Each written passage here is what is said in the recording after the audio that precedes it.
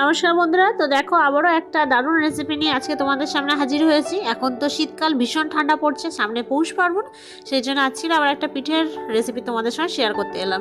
তো ওখানে চালের গুঁড়ো দেখো নিয়েছি, আর এখানে একটা নারকেল আমি দেখো হাত কুড়োনে দিয়ে কুড়ে নিচ্ছি। তো নারকেলটা হালকা একটু কাঁচা আছে, সেজন্য ঝুনো নারকেলের মতো কোড়াটা ঠিক ঝুরঝুরে পড়বে না, একটু গোটা গোটা উঠছে। দেখো কতটা পাতলা নারকেল। এই নারকেল পিঠে খেতেও খুব ভালো লাগে।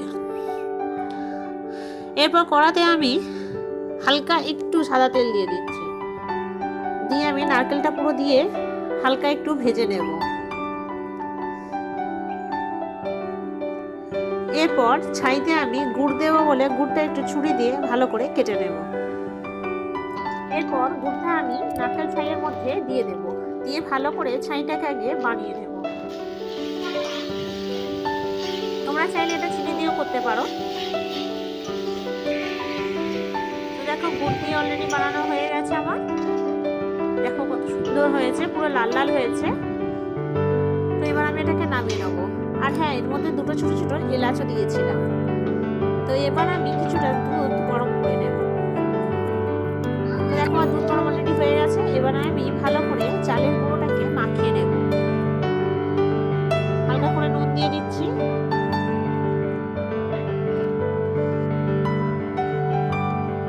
তো পরিমাণ মতো একটু বুঝে শুনে একটু লবণটা দিতে হবে। আর হালকা হালকা অল্প অল্প করে দুধ দেবো, কারণ এই আমি চালের গুঁড়োটা কিন্তু মাখাবো না। পাশে তোমাদের ছোট্ট মামি আছে, এত দুষ্টুমি করছে এই পিঠের সময়, বানানোর সময় যে কেই বলবো। দেখতে পাবে ওকে, একটু পরেই দেখতে পাবে। দেখো তো আমি দুধ দিয়ে হালকা হালকা ভাবে এটাকে চালের গুঁড়োটাকে ঘষে ঘষে মাখিয়ে নিচ্ছি। এরপরেও আরেকটু দুধ দেবো, দিয়ে আরেকটু চাল গুঁড়োটাকে ভালো করে ময়াম করে নেব।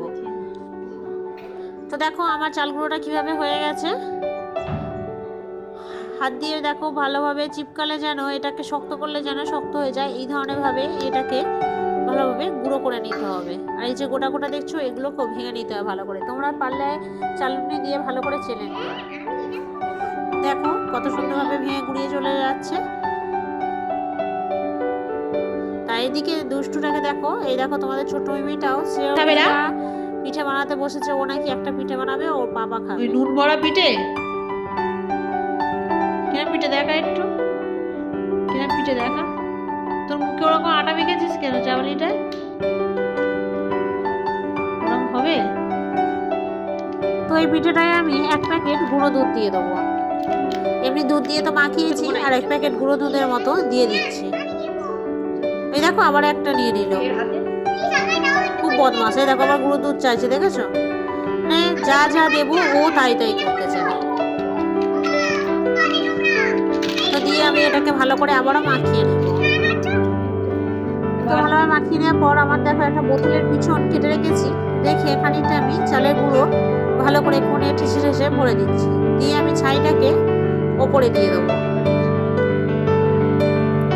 দেখো কত সুন্দর বিছিয়ে দিচ্ছি।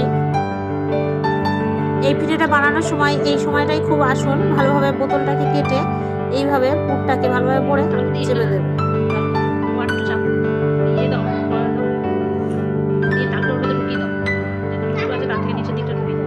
ভালো করে এইভাবে চেপে দেবে।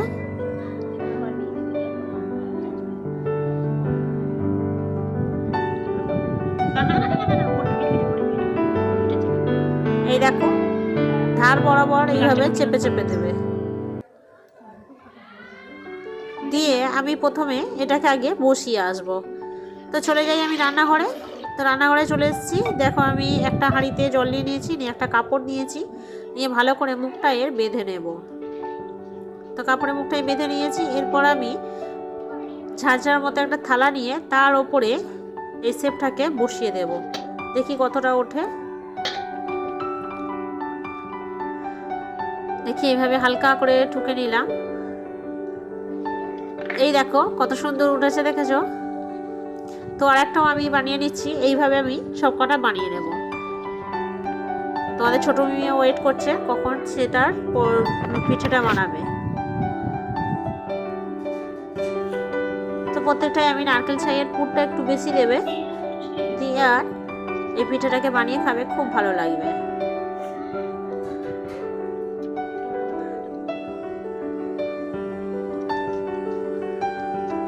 এই পিঠেটা হয়ে গেলে এখন হাতের তালু দিয়ে জাস্ট ভালোভাবে চাপবে, তাহলে কিন্তু এর শেপটা খুব ভালো উঠবে।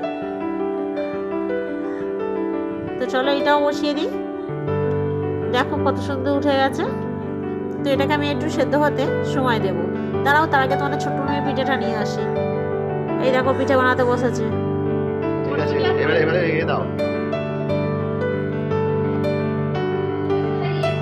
এইদিকে তাকিয়ে, ক্যামেরাটা কোন দিকে?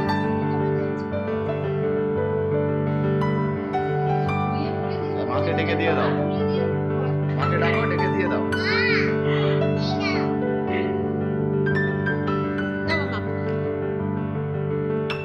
এটা কে খাবে বাবা? ঠিক আছে, দাও পিঠেটা বসিয়ে দিচ্ছি এবার। তো এই সময় খোলাটা উচিত নয়, কিন্তু তোমাদের ছোট মেয়ের জন্য আমাকে আবার খুলতে হলো পিঠের জায়গাটা। একটু সরিয়ে সরিয়ে দিচ্ছি, দেখো কন্তি দিয়ে কতটা শক্ত হয়েছে, হালকা সরে সরে যাচ্ছে। এর মাঝখানে একটা জায়গা করেই তোমাদের ছোট্ট মেয়ে পিঠেটা দিয়ে দেব। জানি না এটা কতটা সেফ হবে, নিজেই বানিয়েছে তো, যা বানায় ওর পাপার জন্য বানিয়েছে এটা। তো এটা আমি ফাইনালি চাপা দিয়ে দিচ্ছি। তো দেখো ফাইনালি পিঠেগুলো হয়ে গেছে। এবার আমি আস্তে আস্তে পিঠেগুলো তুলে নেব। এই দেখো এটা হলো বোতল পিঠে, দেখো হয়েই গেল। তো পিঠেটা কেমন লাগলো অবশ্যই তোমাদের কমেন্ট বক্সে জানাবে, আর বাড়িতে প্লিজ বানিয়ে করে একবার খেয়ে দেখো কেমন লাগলো এই পিঠেটা। তো বন্ধুরা আজকে ভিডিও আমাদের এই পর্যন্তই, আবার দেখা হবে অন্য কোনো রেসিপির অন্য ভিডিওতে।